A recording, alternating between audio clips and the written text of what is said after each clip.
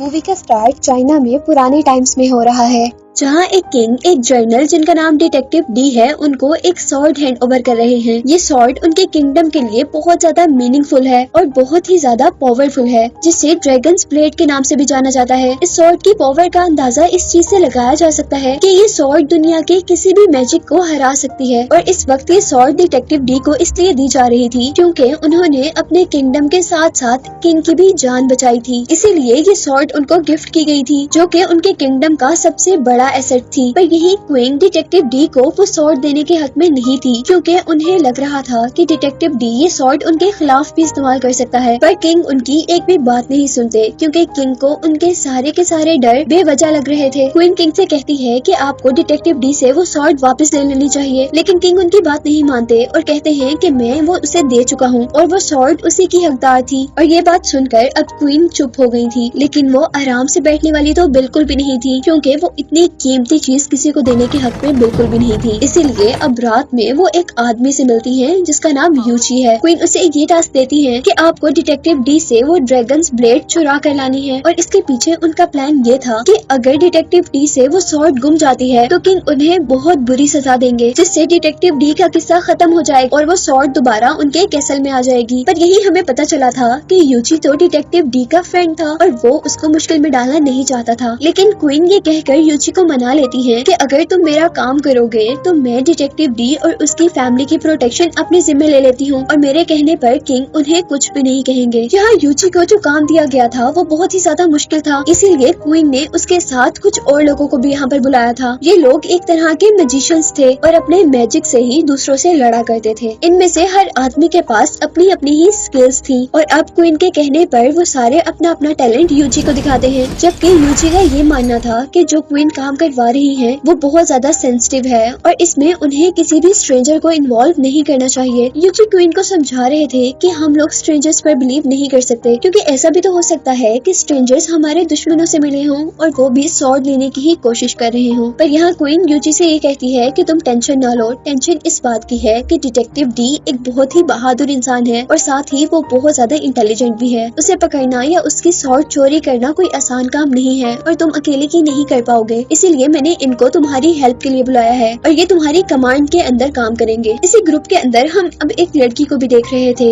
जिसका नाम था वाटर मून। वो बहुत ही जबरदस्त तरीके से पानी से निकलते हुए अपना टैलेंट शो करवाती है, जबकि यहाँ दूसरों ने भी अपना अपना टैलेंट शो करवाया था, जिसमें से एक आदमी के पास हवा में चीजें गायब करने का टैलेंट था और दूसरे आदमी के पास हर चीज को जला देने का टैलेंट था। जबकि उनके लीडर के पास ज्यादा स्किल्स थी। वो अपनी बॉडी में से 2 से ज्यादा आर्म्स बाहर निकाल सकता था और साथ ही वो अपनी मर्जी से फ्लेम से भी मैजिक कर सकता था। अब यहाँ हम देखते हैं कि वो सारे लोग डिटेक्टिव डी को इस शहर से बाहर निकालने का एक प्लान बनाते हैं। वो एक बहुत ही मशहूर पेंटिंग शॉप में आग लगा देते हैं और उस पेंटर का घर भी जला देते हैं जिसकी वो शॉप थी। जिसके बाद डिटेक्टिव डी को उस केस की इन्वेस्टिगेशन का काम दिया गया था। डिटेक्टिव डी उस केस की इन्वेस्टिगेशन करने के लिए वहाँ पर पहुँचते हैं और यही हम देखते हैं कि यूची की टीम का एक आदमी जिसका नाम फ्लाई शैडो है और जो हवा में अपने आप को और चीजों को गायब करने की पावर रखता है, वो यहाँ डिटेक्टिव डी की जासूसी कर रहा था। जबकि उसकी टीम के बाकी लोग डिटेक्टिव डी के घर पर उसकी सॉर्ड लेने के लिए पहुंच गए थे। पेंटिंग शॉप पर इन्वेस्टिगेशन करते करते डिटेक्टिव डी और उसके साथियों को वो पेंटिंग जिसके लिए वो पेंटर बहुत ज्यादा परेशान था, वही उसकी शॉप से टेबल के नीचे से ही मिल जाती है, जिससे डिटेक्टिव डी ये बात तो जान गए थे कि यहाँ पर कोई चोरी नहीं हुई, बल्कि इस जगह को एक ट्रैप बनाया गया है। डिटेक्टिव डी का एक सोल्जर जैसे ही उस पेंटिंग को हाथ लगाने लगता है तो डिटेक्टिव डी उसे मना कर देते हैं। जबकि पेंटर जल्दी से आगे बढ़कर वो पेंटिंग जैसे ही उठाता है तो उसके हाथ पॉइजनस हो जाते हैं और देखते ही देखते उसकी पूरी बॉडी अजीब हो जाती है। उसके माउथ से एक व्हाइट कलर का लिक्विड निकलता है, जिसके साथ ही वो मर गया था। और डिटेक्टिव डी के अब इधर उधर देखने पर उन्हें उस रूम की रूफ पर फ्लाइंग शैडो नजर आया था, जिसका जैसे ही वो पीछा करने लगते हैं तो फ्लाइंग शैडो अपने आप को हवा में गायब कर लेता है और वहाँ से बाहर निकल आता है।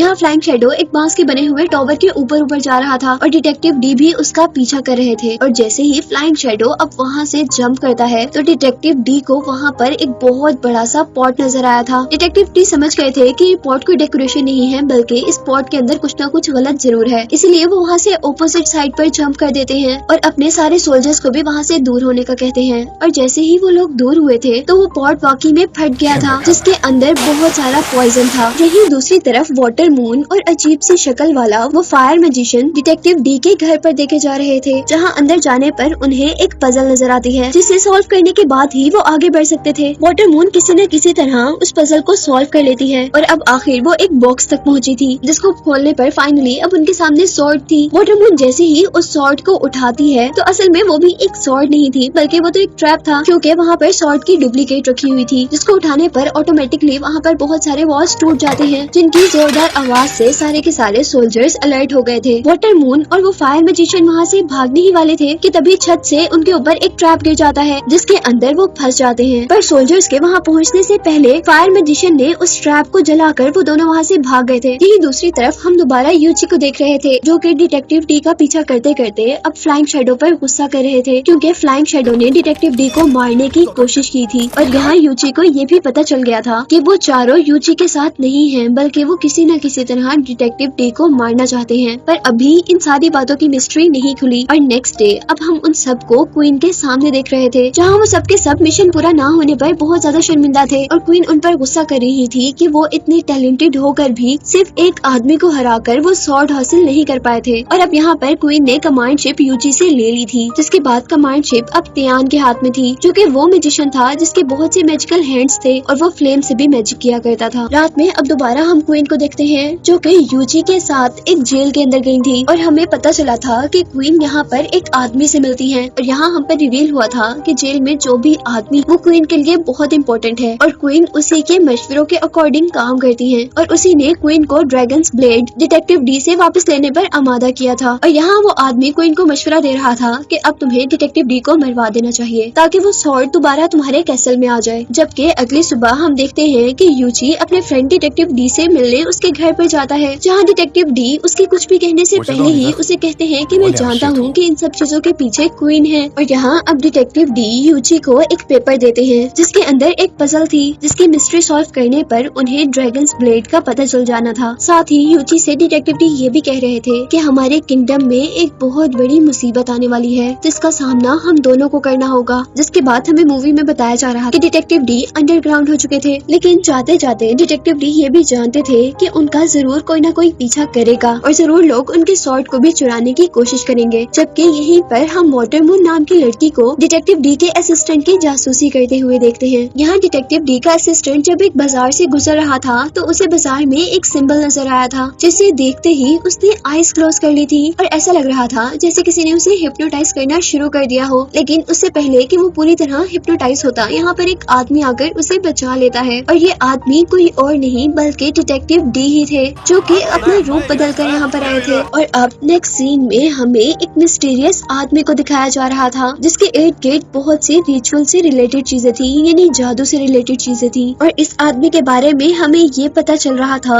कि वो पावर में आना चाहता था और इसीलिए वो ब्लैक मैजिक के थ्रू क्वीन को भी अपने कब्जे में कर रहा था। यही नेक्स्ट मॉर्निंग अब हमें क्वीन को दिखाया जा रहा था, जो कि डिटेक्टिव डी के ऑफिस में थी और वो डिटेक्टिव डी के असिस्टेंट से डिटेक्टिव डी के बारे में पूछ रही थी, जिस पर वो जवाब देता है कि डी तो अपने घर पर गए हैं अपने घर वालों से मिलने के लिए और क्वीन को अब अपनी चाल चलने के लिए ये बेस्ट मौका मिला था। वो यहाँ पर सबको एक नकली ड्रैगन्स ब्लेड दिखाती है और सबसे कहती है कि डिटेक्टिव डी ने इसे खो दिया है और इसी के सजा में अब उनको उनकी जॉब से भी निकाल दिया गया।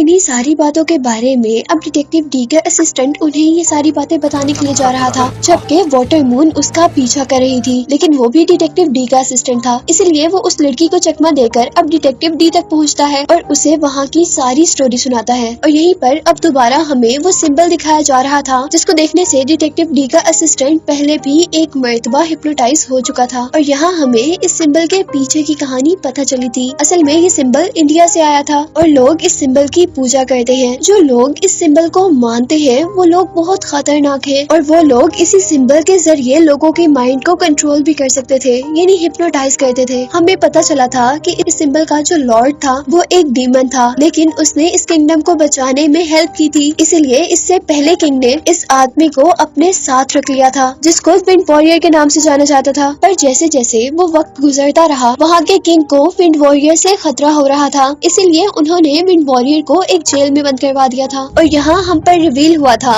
कि क्वीन असल में जिनसे जेल में मिलने जाती थी वो विंड वॉरियर ही थे। उन्होंने क्वीन को भी हिप्नोटाइज किया हुआ था, इसीलिए क्वीन हर बार आकर उनकी बात सुनती थी और उनकी ही बात मानती थी। और इसी बात से हम अंदाजा लगा सकते थे कि असल में क्वीन को ड्रैगन्स ब्लेड नहीं चाहिए थी, बल्कि विंड वॉरियर को ड्रैगन्स ब्लेड चाहिए थी। और यही हमें ये बात भी पता चल चुकी थी कि डिटेक्टिव डी विंड वॉरियर के साथ साथ उनके ग्रुप की भी एग्जिस्टेंस को जानते हैं, जो कि इस किंगडम के रूलर्स यानी हुकूमत करने वालों से बदला लेना चाहते हैं। और अब इसके बाद हमें यूची को दिखाया जा रहा था, जो कि डिटेक्टिव डी की दी हुई पजल को सॉल्व कर चुका था। और वो अब 4 गॉड्स वाले टेम्पल के अंदर जाता है और वहाँ जाने पर उसे ड्रैगन्स ब्लेड एक स्टैचू के हाथ में मिल गई थी। और अब जब यूची ने ड्रैगन्स ब्लेड को हासिल कर लिया था तो वो उसे पकड़कर ये सोच रहा था कि ये एक वेपन है, लेकिन इसके लिए इतनी लड़ाई क्यों। और तभी यहाँ पर उसे मारने के लिए विंड वॉरियर का एक आदमी आ चुका था। वो आदमी अपने ब्लेड्स का यूज करते हुए वहाँ के सारे स्टैचूज गिरा देता है, लेकिन वो यूची को नहीं मार पाता क्योंकि यूची ने ड्रैगन्स ब्लेड की हेल्प से उसके सारे ब्लेड तोड़ दिए थे और उसे भी मार दिया था।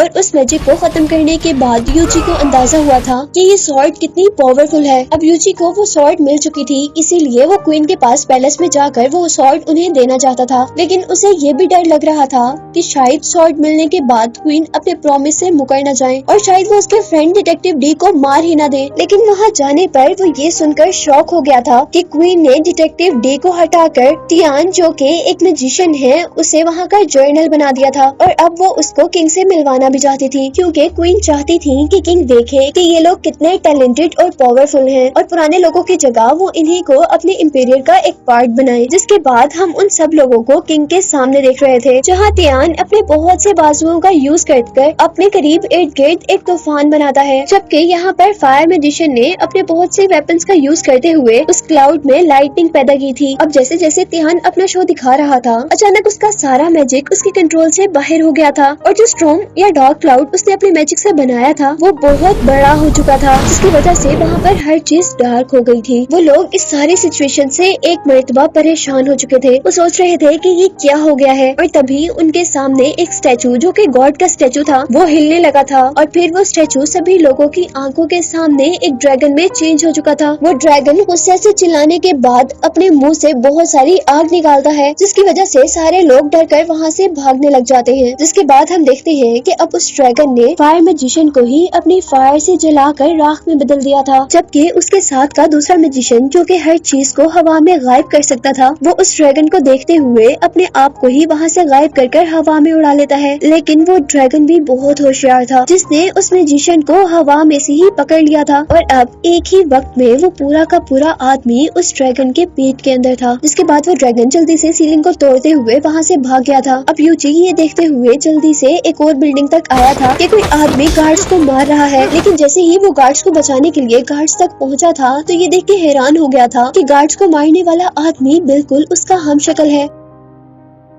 और वो डुप्लीकेट आदमी यूची को देखते ही वहाँ से भाग गया था, जबकि यूची को सबने क्रिमिनल समझकर पकड़ लिया था। अब इस एक्सीडेंट के बारे में जल्द से जल्द खबर डिटेक्टिव डी को दी जाती है और डिटेक्टिव डी फौरन अपने असिस्टेंट को मास्टर यान्सी के पास भेजते हैं, जो कि एक बहुत बड़े मैजिशियन थे। जबकि खुद डिटेक्टिव डी अब अपने फ्रेंड यूची को बचाने के लिए जेल तक पहुँचे थे। अब यही हम वाटर मून को भी देख रहे थे, जो कि डिटेक्टिव डी का पीछा कर रही थी। पर उतने में ही यहाँ पर विंड वॉरियर आ गए थे, जो कि उस लड़की को मारना चाहते थे, क्योंकि असल में वो लड़की अच्छे काम कर रही थी। विंड वॉरियर्स उस लड़की के इर्द गिर्द अपना जादू शुरू करते हैं, जिससे वो बचकर भागने लगी थी। लेकिन तभी उसके पीछे से उसने हवा में भेड़ जैसे डीमंस को उड़ते हुए देखा था, जिनसे वो अब लड़ने लग गई थी। लेकिन वो उन डीमंस को बिल्कुल भी नुकसान नहीं पहुंचा पाती, क्योंकि वो तीनों डीमंस एकदम से इकट्ठे हो जाते हैं और ज्यादा पावरफुल होकर उसके पीछे पड़ जाते हैं। और अब वो लड़की बड़ी होशियारी का मुजाहरा करते हुए एक शॉल का यूज करती है और एनिमीज को 1 मिनट के लिए ब्लाइंड कर देती है और फिर जंप करते हुए उन पर अटैक करती है। उसने जैसे ही अब डीमन के फेसेस से वो कपड़ा उठाया था तो वो ये देखकर शॉक हो गई थी कि वो डीमन कोई और नहीं बल्कि क्वीन ही थी, जबकि क्वीन ने अब अपने अजीब से हैंड से वाटर मून को स्टैब कर दिया था। वो लड़की अब जल्दी जल्दी क्वीन से बचकर भाग रही थी, जबकि क्वीन भी उनके पीछे पीछे थी। यहाँ वाटर मून हर चीज से बचते हुए एक गोदाम तक पहुंची थी, लेकिन वहाँ पर उसे चोट लगने पर वो बेहोश हो गई थी और लकीली उसे यहाँ पर डी के असिस्टेंट ने देख लिया था और वो उसे बचाकर वहाँ से ले गया था। जबकि दूसरी तरफ अब हम विंड विंड वॉरियर के मैजिशियंस को देख रहे थे जिन्होंने शहर के लोगों पर मैजिक करना शुरू कर दिया था। वो लोग सब लोगों की मेमोरीज को इरेज करना चाहते थे और यहाँ अब हम डी को देख रहे थे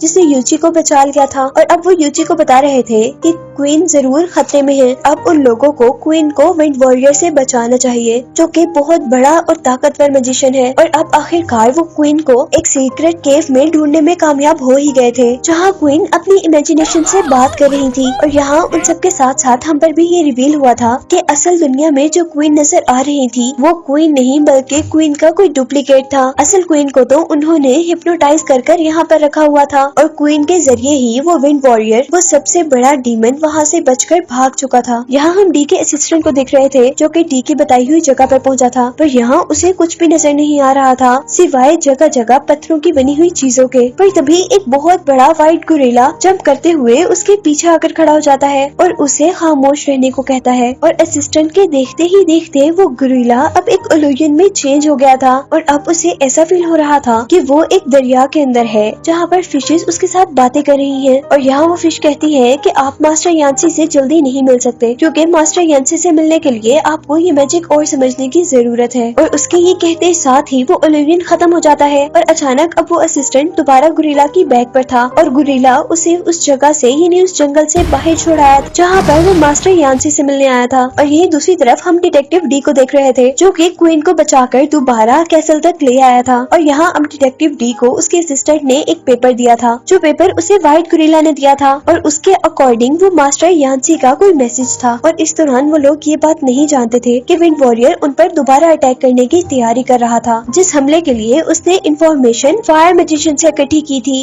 और यहाँ हमें ये बात कंफर्म हो गई थी कि असल में फायर मैजिशियन भी क्वीन के साथ नहीं थे बल्कि वो विंड वॉरियर का ही आदमी था। और उसी की इंफॉर्मेशन मिलने पर वो अब कैसल पर अटैक कर देते हैं जहाँ हमें बिल्डिंग्स के पीछे से एक बहुत ही बड़ा खौफनाक बहुत सारी आइस वाला मॉन्स्टर निकलता हुआ दिखाई दिया था। वो इतना बड़ा था कि उसके सामने हर चीज छोटी लग रही थी। सभी सोल्जर्स मिलकर जल्दी जल्दी उस पर अटैक कर रहे थे लेकिन किसी भी अटैक का उस पर कोई असर नहीं था। डिटेक्टिव डी सबको खामोश होकर वो मैजिकल स्पेल्स पढ़ने को कहते हैं जो मास्टर यांसी ने डिटेक्टिव के असिस्टेंट के हाथ भिजवाए थे। और उन स्पेल्स को पढ़ने से अब बहुत से ट्रीज वहाँ पर उगने लगे थे और उन ट्रीज ने डीमन के मैजिक को कम कर दिया था। लेकिन उसको हराने के बाद भी उनकी लड़ाई खत्म नहीं हुई थी क्योंकि पीछे से विंड वॉरियर के बाकी लोगों ने उनके कैसल पर अटैक कर दिया था और उनके देखते ही देखते वो सारे सोल्जर्स को हरा गए थे।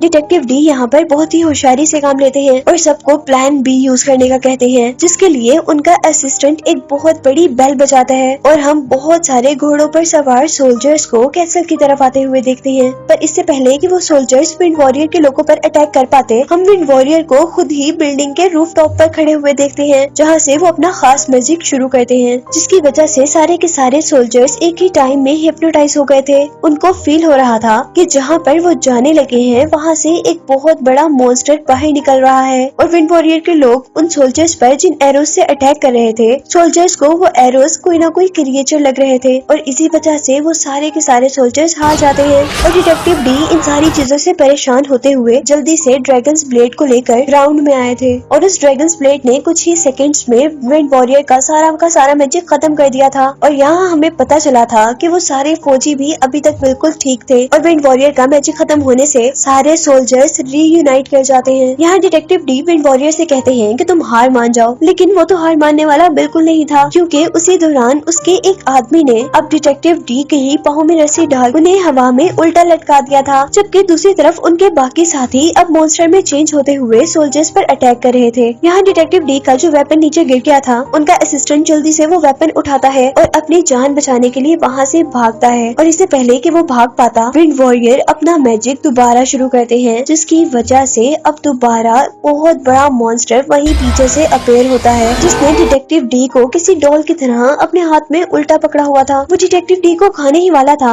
पर यूची यहाँ पर उसे देख लेता है और वो अपनी मैजिकल ब्लेड से अब हवा में अटैक करता है जिसकी वजह से वो रोप्स टूट जाती हैं जिससे डिटेक्टिव डी हवा में लटके हुए थे। यहाँ डिटेक्टिव डी का असिस्टेंट जल्दी से ड्रैगन सॉर्ड को यूची की तरफ फेंकता है लेकिन यूची उसे पकड़ ही नहीं पाता क्योंकि दरमियान में एक ड्रैगन ने आकर उस सॉर्ड को कैच कर लिया था और अब वो सॉर्ड विंड वॉरियर को मिल चुकी थी, जबकि डी के असिस्टेंट को विंड वॉरियर के ड्रैगन्स मारने वाले थे और यहाँ पर उसको बचाने के लिए वाटर मून की एंट्री हुई थी। जबकि सॉर्ड को विंड वॉरियर के हाथ में देखकर ऐसा लग रहा था जैसे जंग वो जीत चुका है, लेकिन उसकी जीत का जश्न काफी थोड़ा ही था, क्योंकि इस वक्त उस व्हाइट गोरिल्ला ने एंट्री की थी, जो व्हाइट गोरिल्ला डी के असिस्टेंट को मास्टर यांसी के घर पर मिला था। और यहाँ हमें पता चला था कि मास्टर यांसी सब लोगों को बचाने के लिए आ गए थे और उन्होंने हवा में उड़ते हुए डीमन से वो सॉर्ड कैच कर ली थी। ये देखकर विंड वॉरियर को बहुत ज्यादा गुस्सा आया था, इसीलिए उसने अपने एक बहुत बड़े ड्रैगन से मास्टर यांसी पर अटैक करवा दिया था और वो डीमन अपने मुंह से अजीब से टेंटिकल वाला एक ऑब्जेक्ट निकाल कर मास्टर यांसी पर अटैक कर रहा था, जहाँ मास्टर यांसी और उनका गोरिल्ला उस टेंटिकल से बिल्कुल छुप गए थे। लेकिन हैरानी की बात ये थी कि कुछ ही सेकंड्स में उस डीमन के वो टेंटिकल्स जो कि यांसी को मारने वाले थे, वो उल्टा डीमन पर ही अटैक कर देते हैं, जिस अटैक से वो डीमन बहुत ज्यादा गुस्से में आ जाता है और अब अपनी बॉडी की वो सारी आइज जो कि उसकी बॉडी में जगह जगह काफी भयानक नजर आ रही थी, उनको निकालते हुए मास्टर यांसी पर अटैक करता है, जहाँ उनकी तरफ जाते ही वो सारी की सारी आइज किसी बबल की तरह मेल्ट हो गई थी और उन्होंने मास्टर यांसी को अपने अंदर छुपा लिया था। पर असल में मास्टर यांसी उन आइस के कवर के अंदर नहीं थे, क्योंकि अब हम मास्टर यांसी को उस ड्रैगन के ऊपर ही देख रहे थे, जहाँ वो गोरिल्ला गुस्से से उस ड्रैगन के कान में जोर की आवाज देता है, जिससे वो ड्रैगन वहीं पर खत्म हो जाता है। और अब मास्टर यांसी विंड वॉरियर के पास जाते हैं और उसे समझाते हैं कि लड़ाई में कुछ भी नहीं रखा, लेकिन विंड वॉरियर उनकी बात सुनने वाला कहाँ था। वो दोबारा अपना मैजिक करता है और मास्टर यांसी के पूरे फेस पर एक अजीब हेलमेट बांध देता है, जिससे निकलना शायद उनको मुश्किल हो रहा था, लेकिन उनके साथ साथ विंड वॉरियर का ये हेलमेट विंड वॉरियर के ही मुंह पर भी आ गया था और उसी हेलमेट ने टाइट होते हुए विंड वॉरियर की जान ले ली थी। वो बड़ा सा हेलमेट अब मास्टर यांसी के फेस पर रह गया था, जिसे वो बहुत आसानी से ड्रैगन्स ब्लेड के जरिए अपने मुंह से खत्म कर देते हैं, जिसके बाद वो ड्रैगन्स ब्लेड दोबारा डिटेक्टिव डी को देते हैं और खुद वो रिस्पेक्ट में नीचे झुक गए थे, जिसके साथ ही मूवी यहीं पर एंड हो गई थी।